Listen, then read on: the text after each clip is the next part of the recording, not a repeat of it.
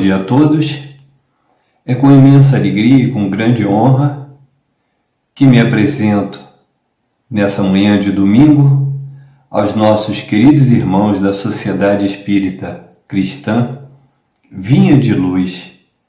Hoje nós vamos tratar sobre o capítulo 17, item 8 de O Evangelho segundo o Espiritismo por Allan Kardec, Sede perfeitos, e no item A, virtude. Trazemos nessa oportunidade um grande abraço fraterno da Associação Beneficente Espírita Bezerra de Menezes aos nossos queridos irmãos, eu rogando ao mais alto que nos inspire para que possamos dar conta dessa empreitada que nos foi apresentada. Bem, nós vamos fazer a leitura da página de abertura e o título é Virtude. É a lição número 56 de o livro Correio Fraterno por Espíritos Diversos na Psicografia de Francisco Cândido Xavier, numa mensagem muito singela trazida pelo nosso querido irmão Emmanuel. Trata do seguinte: virtude. Quanto acontece a pedra preciosa lapidada, não surgirá no mostruário de nossas realizações sem burilamento e sem sacrifício. Se desejamos construí-la em nossos corações, é imprescindível não nos acovardarmos diante das oportunidades que o mundo nos oferece. Sem resistência deliberada ao desespero, não entesouraremos a paciência. Sem controle de temperamento impulsivo, não alcançaremos a serenidade. Sem vitória sobre os répteis da dúvida ou da suspeita em nosso campo íntimo, não edificaremos a fé.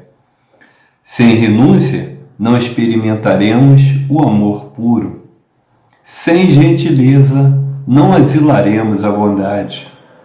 Sem o silêncio bem vivido, não atingiremos a harmonia mental.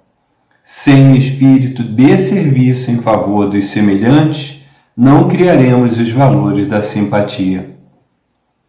Com firmeza em nossas atitudes, chegaremos ao conhecimento da verdade. Sem atenção para com a nossa própria consciência, não acenderemos a luz de respeito em torno de nós. Sem tolerância à frente da calúnia, não alcançaremos a fortaleza.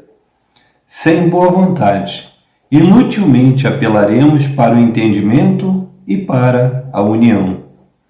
Recordemos que o trabalho e a luta são os escultores de Deus, criando em nós as obras-primas da vida.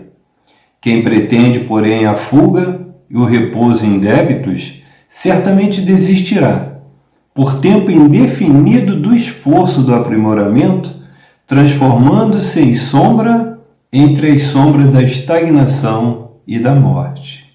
Emmanuel. E assim, rogamos a Deus Pai Todo-Poderoso que na infinita misericórdia nos conceda a oportunidade de trabalho nesta manhã, posto que o primeiro milagre já fez por nós, nos concedendo mais um dia de vida. Se conosco agora e sempre, Senhor, graças a Deus. Bem, fizemos aqui um pequeno resumo e ele vai norteando o nosso trabalho e vamos começar perguntando o que é virtude. Bem, virtude é uma disposição constante de praticar o bem e evitar o mal, é o que está lá nos dicionários. Ela vem do latim virtus e tem correspondência com a palavra grega arete, que significa excelência em todos os sentidos do bem. Então, ela é exercitada através da caridade, da paciência, da castidade, da diligência, da generosidade, da temperança, da humildade. Tudo isso em oposição àqueles famosos 7 pecados capitais, exemplificados através da Bíblia, difundidos através da Igreja Cristã, demonstrado por Jesus Cristo na sua passagem sobre a terra, Enfim, é essa excelência, ao mesmo tempo em que inspira o homem, né, o indivíduo, na proposta da retidão moral, mostra que não é a busca de ser o melhor entre todos, mas que cada um dê o melhor de si, em favor do próprio progresso e em favor do progresso do todo ao seu redor, sejam nas relações humanas e com o ambiente que o cerca, o meio ambiente em geral, em respeito à natureza, procurando nos cuidados com os familiares, na proteção de cada um e da nossa própria proteção, porque somos responsáveis pelo corpo que recebemos, né?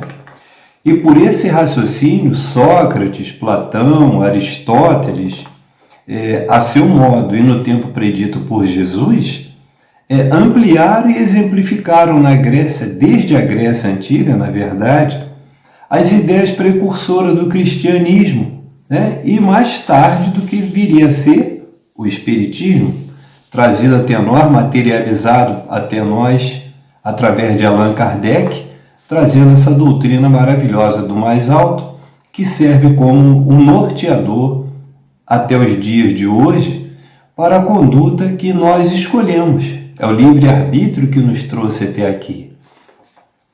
E, volvendo lá ao Velho Testamento, já havia referências aos vícios, né? A inveja, a ira, a luxúria, a preguiça, a avareza, a gula, a soberba, destacando que Salomão, que foi o terceiro rei de Israel, ele, lá dentro do Velho Testamento, foi um dos reis mais poderosos, né, da humanidade naquela época, e ele é atribuído a ele a autoria da parte relativa aos provérbios no Velho Testamento, e ele já apontava, por exemplo, lá no capítulo 6, versículos 16 a 19, versículo 10, capítulo 10, versículos 4 e 5, capítulo 23, versículos 20 e 21, capítulo 29, versículo 23, tudo no melhor sentido de dirigir e controlar o povo hebreu que mantivera dentre os povos do passado a crença de um Deus único. Então já havia esse mérito quando os gregos, os romanos, os hindus, até a raça indo-ariana, né, os chineses, todos cultuavam vários deuses. E os hebreus, desde o início, desde que aqui aportaram, já vinham e mantiveram esse conceito de um Deus único. Então, esse Deus era vingativo, tinha atributos humanos, né? Ele era feroz, era dotado de ira, e se não fosse atendido lá com os sacrifícios, com as oferendas, se não tivesse a retidão de caráter, se não tivesse as promessas cumpridas para aquilo que recebiam por graça, esse Deus tomava tudo, destruía tudo. Essa era a visão que estava lá no Velho Testamento. Mas Deus, em reconhecimento a essa humildade de Salomão, né, como diríamos agora, que só pediu sabedoria para bem conduzir o povo, ele que era filho de Davi, e na linha de sucessão, muito jovem ainda, já recebeu essa responsabilidade de conduzir aquele povo. Deus, esse Deus trazido no Velho Testamento em reconhecimento, uma vez que Salomão só pediu sabedoria e nada mais de interesse para si ou sua família, Deus então o teria dotado de muitas riquezas, daí as famosas minas do rei Salomão, com infindáveis terras, muitos palácios, muitos servos, muitos trabalhadores. Era realmente um dos mais poderosos do seu tempo, e essa sabedoria que o conduziu, né, na boa administração de todo o reinado que ele ocupou ao tempo permitido por Deus, se tornando de fato um rei muito sábio, e só pediu isso, sabedoria. Bem, com o advento de Jesus, aquele Deus de ira e vingança cedeu lugar a esse Deus de misericórdia, misericórdia infinita. Mas as virtudes e vícios, com referência lá nos 10 mandamentos de Moisés, como que foram se enraizando nas sociedades cristãs como conceito de conduta, né, nas relações humanas. Tendo sido o espírito mais puro que tocou a terra, Jesus, com as curas, milagres e prodígios, exemplificou a capacidade redentora de cada um na trilha do bem e do amor ao próximo. Deixou inúmeras parábolas, mais de 60 parábolas, e 4 grandes sermões, sendo o mais destacado o Sermão da Montanha, que foi o primeiro que ele proferiu lá às margens do lago de Genezaré, em Cafarnaum, e trazendo então as bem-aventuranças retratadas por Mateus no Evangelho de Mateus, no seu capítulo 5, versículos 3 a 10. Então, essas bem-aventuranças demonstram o quão sublime é o caminho do homem no exercício diário da virtude. Essa virtude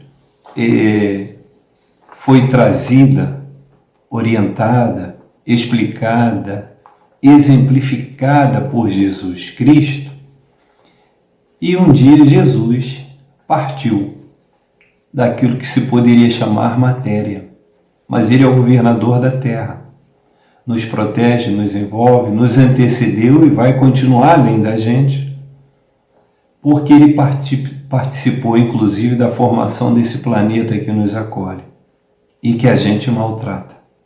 Pelas nossas imperfeições, pelo nosso egoísmo, pela nossa avareza, pelo nosso orgulho, pela nossa vaidade. Aqueles 7 pecados capitais não eram praticados pelos povos antigos, eram praticados por nós e continuam.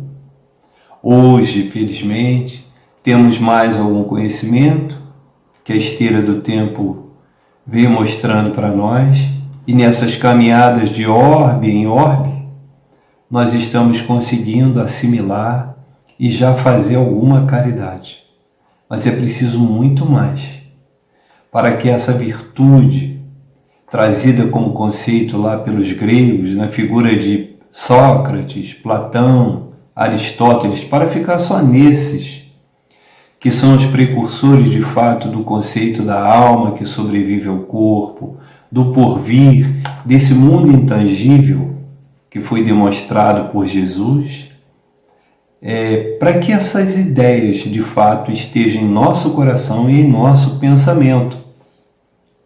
Então Jesus, ao deixar a terra, deixou uma igreja nascente e que foi perseguida, quase aniquilada, e através de um documento chamado Édito de Milão, ou seja, um decreto assinado por ninguém menos que Constantino, lá no ano de 323, 325 da nossa era, restituiu as riquezas, os bens, os imóveis, as terras e também o direito da igreja cristã daquela época, equiparando-a à chamada religião pagã, ou seja, trazendo o status de liberdade política, vamos dizer assim, para a profissão de fé dessa igreja então nascente.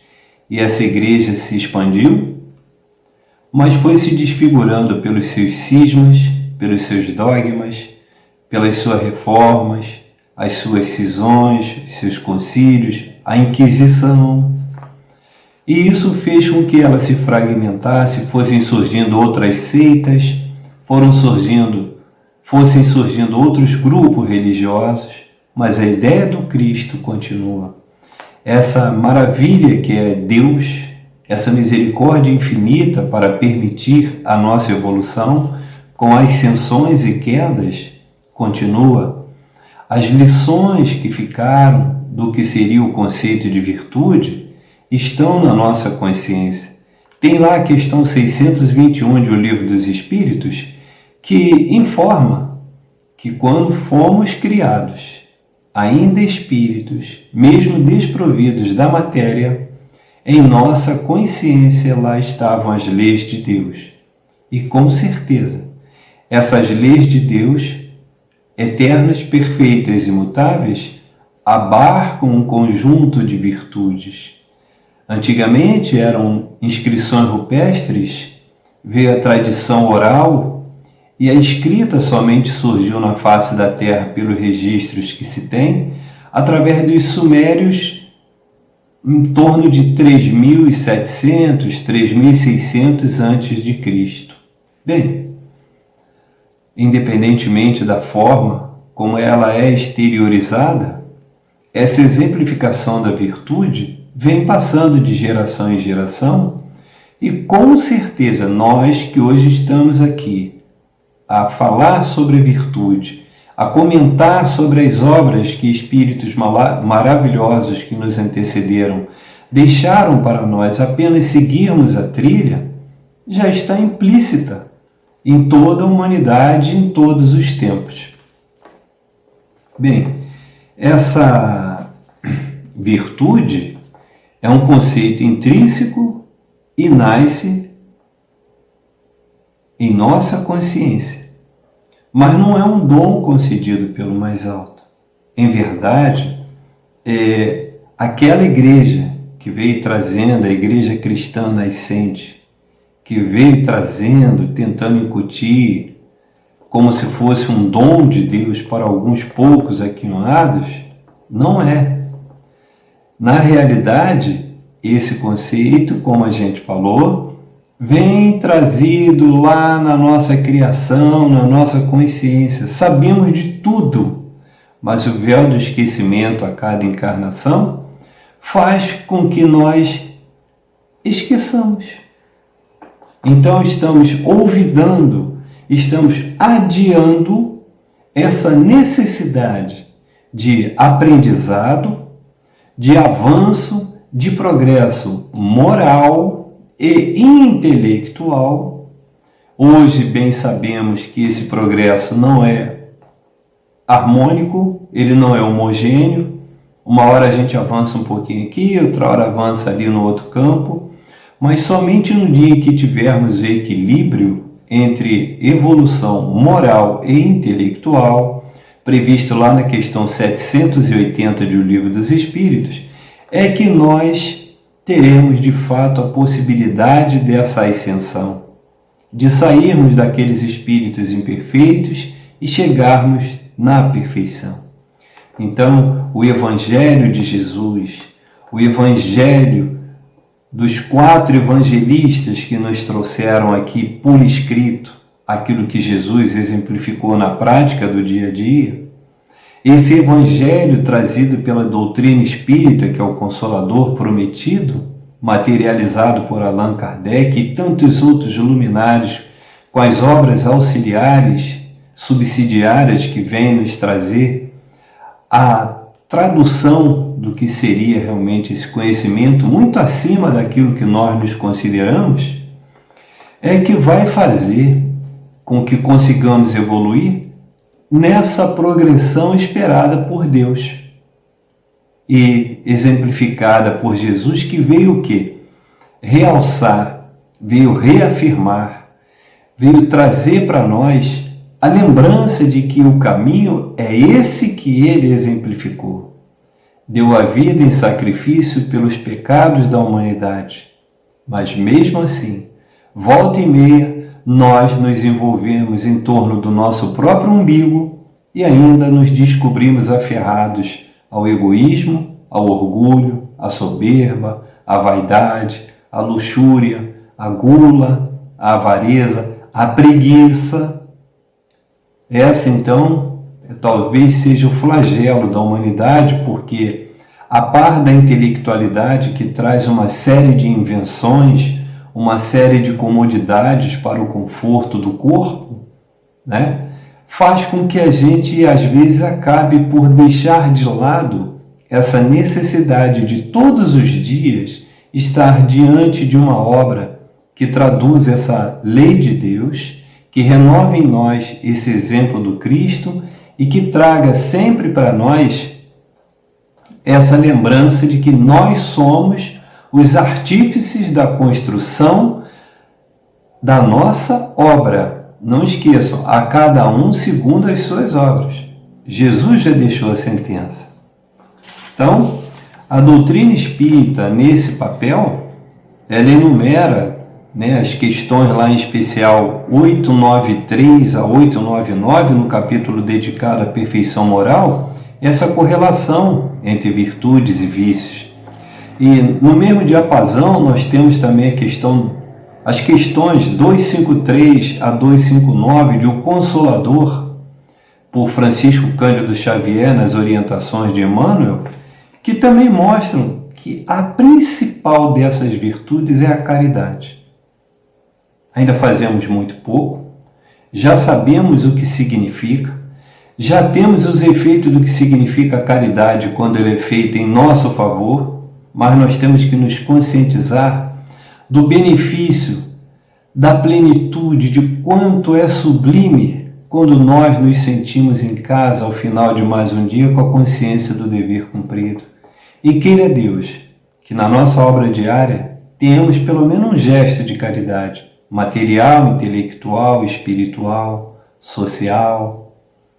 Nesse sentido, que possamos nos conscientizarmos da necessidade de enfatizar essa virtude na nossa rotina diária. Então, como disse Jesus no Sermão do Horto, orai e vigiai. Então, exemplos não faltam. Olha, nós temos aí o Dr. Adolfo Bezerra de Menezes, que é uma história conhecida de todos, Foi Zaqueu lá na Palestina ao tempo de Jesus e foi reencarnando, sempre com um trabalho meritório em favor do próximo, até que chegou aos nossos dias, vamos dizer assim, no Rio de Janeiro, como Adolfo Bezerra de Menezes. Nós temos um mentor desta casa, amiga, fraterna, Fabiano de Cristo, com a sua história. Nasceu lá João Barbosa, em Portugal, com alguns dizendo que teria sido uma reencarnação de José de Anchieta, que já estivera aqui no Brasil e teria impedido, inclusive, entre seus méritos, a implantação da Santa Inquisição da Igreja. Então, retornou à pátria espiritual, voltou como João Barbosa, se radicou em Paraty, no Rio de Janeiro, conseguiu amealhar alguma riqueza, mas um dia, socorrendo a um homem caído na rua, aquele fato modificou completamente a sua vida. Dali ingressou no convento beneditino de Angra dos Reis, no convento de São Bernardino, em Angra dos Reis, e começou a sua obra mais edificante, voltado à caridade, e dali foi transferido então para o convento de Santo Antônio, no centro do Rio de Janeiro. Ingressou como porteiro, que já era uma função importante, em reconhecimento ao mérito que ele já amealhara, granjeara, sem pedir, exercitando a humildade, já sofria de erisipela, foi um dia promovido a enfermeiro e tratava a todos por igual, com a aguinha fluidificada, além da medicação prescrita pelos médicos da época no convento, e com isso ele foi granjeando essa obra de edificar, através da caridade, a virtude para todos nós. Temos mais próximo de nós Aurino Costa, que tanto fez pela ação cristã Vicente Moretti. Temos também Amazonas Hércules, lá no Centro Espírita Filhos de Deus, que desencarnou em 2004, mas fez um trabalho de grande envergadura, que está lá até hoje como exemplo, e a gente há mais de 20 anos vem acompanhando esse trabalho nas visitas mensais aos nossos pacientes, aos nossos amigos internos, mas que por força da pandemia as autoridades impediram, e estão corretas e temos que obedecer às autoridades, foram eleitas por nós para exercer esse cargo, e dentro do exercício da competência que tem, eles então determinaram, e por enquanto está suspensa a visita. Bem, nós já fizemos alguma caridade, né? Mas ainda é muito pouco diante do nosso egoísmo, diante do nosso orgulho, a nossa vaidade de estar sempre demonstrando. E Jesus já dizia que não veja a mão direita o que se faça à esquerda e vice-versa. Que não façamos a propaganda daquilo que nós experimentamos como caridade em favor do próximo. Até porque, em verdade, essa caridade sempre reverte também em nosso benefício. É a misericórdia de Deus atuando para apoiar a nossa vontade, o nosso livre-arbítrio nesse caminho da virtude. Então, a doutrina dos espíritos contempla a religião, a ciência, a filosofia. E dos primórdios da humanidade e até os dias que correm, né, a evolução se deu em todos os sentidos e em todas as direções. Esse aperfeiçoamento do intelecto vai fazer com que nós consigamos sempre amplificar o nosso poder, a nossa capacidade de entendimento, de aprendizagem, de evolução em todos os sentidos. Essa é a lei de Deus, a lei do progresso. Mas a par disso tudo, temos que seguir dentro das leis morais, que é o que importa para o porvir, é o que significa mais para nós na eternidade, porque a encarnação é um estalar de Deus diante do tempo que já cumprimos na nossa trajetória e o muito que ainda falta para cumprirmos, mas que tenhamos essa capacidade de seguir exatamente esses bons exemplos que estão diante de nós, com a sua história, com a sua obra, com a construção desse verdadeiro tesouro, desse verdadeiro palácio de virtude, que é materializado principalmente através da caridade. É o que está ao nosso alcance. Se é muito ou se é pouco, não importa. Se é rico ou se é pobre, não importa. Importa é a atitude, que possamos sempre seguir em frente com esse exemplo maravilhoso que se chama Jesus Cristo. Então, considerando que a virtude mais meritória será sempre a caridade desinteressada, que não olvidemos, das sagradas lições do Mestre Jesus e desses incontáveis espíritos que o auxiliam pelo universo, para que nós, um dia, quem sabe, também sejamos reconhecidos na obra de alguém que vai traduzir alguma coisa que tenhamos feito em favor do próximo. Não vamos agir esperando que isso aconteça.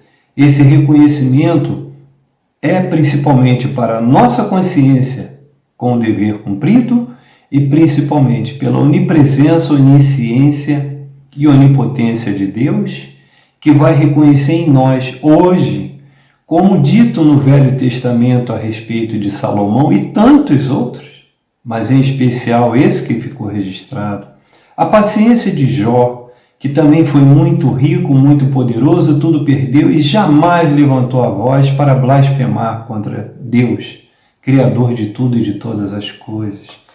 Paulo, na sua transformação moral, a partir do episódio da estrada de Damasco, são exemplos inúmeros que nós temos. E ainda encarnado Divaldo Pereira Franco com a sua obra à frente da Mansão do Caminho.